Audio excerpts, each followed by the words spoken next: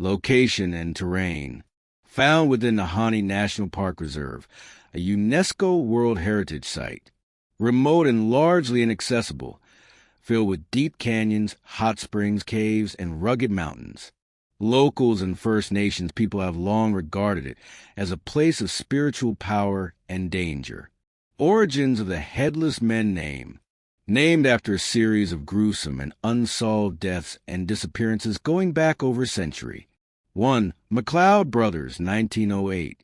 Prospectors Willie and Frank McLeod went into the valley searching for gold. A year later, their decapitated skeletons were found along the river. The heads were never recovered. Cause of death, unknown. 2. Martin Jorgensen, 1917. Another prospector. His cabin was found burned to the ground, his body nearby, also missing a head. 3. More murders and vanishings. Reports of up to 44 people disappearing in the region over the 20th century. Some bodies were found. Many were never recovered at all. Some victims were mutilated. Others simply vanished. Paranormal and cryptid theories. The string of strange events and harsh, surreal terrain have fueled theories for decades. Ancient cryptids. Tales of a prehistoric creature, possibly a remnant dinosaur or unknown predator. Stalking the valley. Hidden tribe. Legends say a secret. Hostile tribe lives deep in the mountains, ambushing intruders. Spiritual curse. The Dean people have long avoided the area, believing it to be cursed or sacred. Descriptions of hearing disembodied voices, seeing lights in the sky, and feeling watched are common among explorers. The Mist Watches. A Nahanni Valley horror story. Chapter 1. Arrival.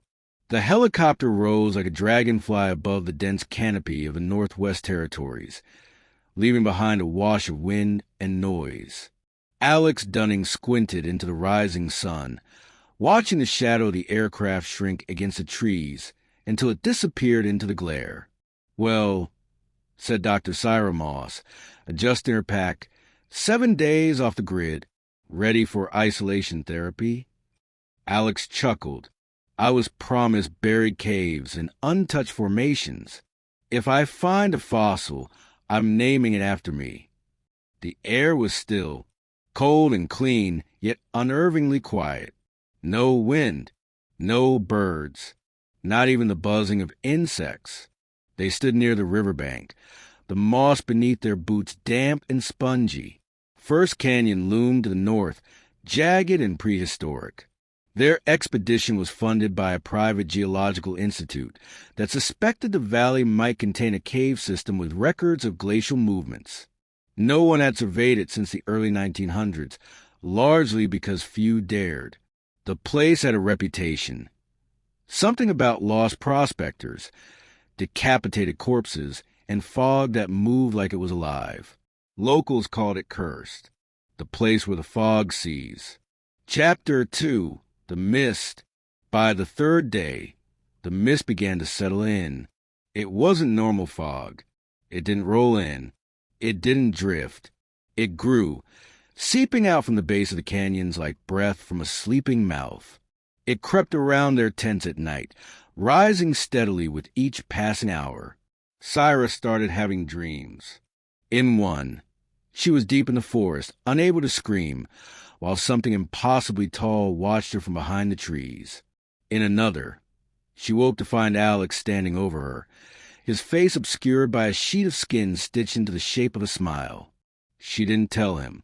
By day 4, they found the first anomaly, a cluster of rock carvings high above the canyon wall. They were smooth, deliberate, carvings of elongated figures, some with arms raised, others with no heads. "There's no record of this," Alex muttered, photographing them with trembling fingers. Syra touched one of the figures and winced.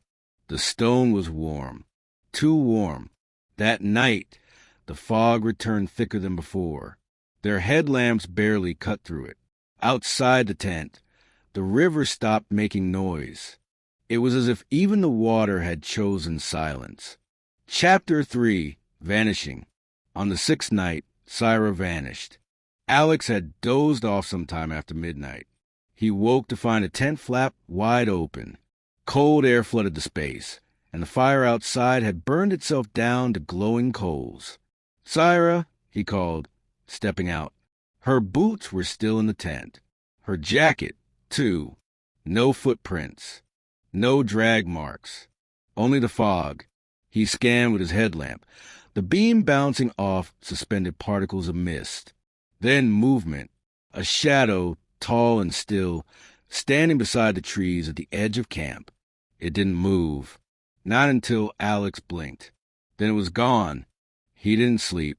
Just paced in a tight circle with a flare in one hand and a hunting knife in the other, watching the mist. He heard her voice at dawn, far off, singing. A lullaby, one her mother used to hum on hikes. He followed it. Chapter 4, The Hollow Ones. The singing led him to a narrow fissure in the canyon wall, barely wide enough to squeeze through. Inside, the walls were slick with condensation. Every step echoed too long. The singing stopped.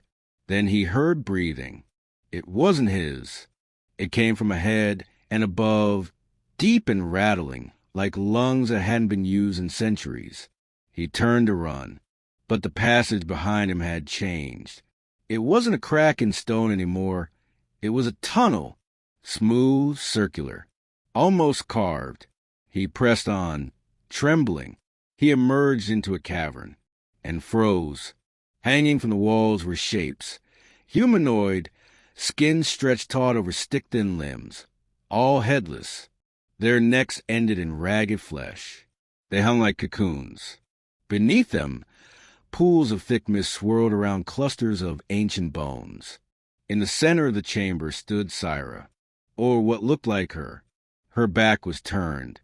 She was humming softly. He called her name. She turned around and smiled. Her face looked painted on. Her eyes didn't blink. Her mouth moved with the song, but the voice didn't match her lips. Then he saw it. The real Syra's face, torn and empty, was sewn into the imposter skin like a mask. Chapter 5, The Shape Watcher. Alex ran until he didn't know which way was up. The cave twisted in on itself. At some point, he blacked out. He awoke near the edge of Náįlįcho Falls. Cold, starving, covered in a film of slime. He stared at the roaring water. A ranger found him days later, alone, whispering nonsense, eyes locked on the mist rising from the base of the falls. They said he kept repeating one phrase. The fog watches you until you stop moving. Then it steps in and wears your shape. If you liked this spooky video, please like and subscribe.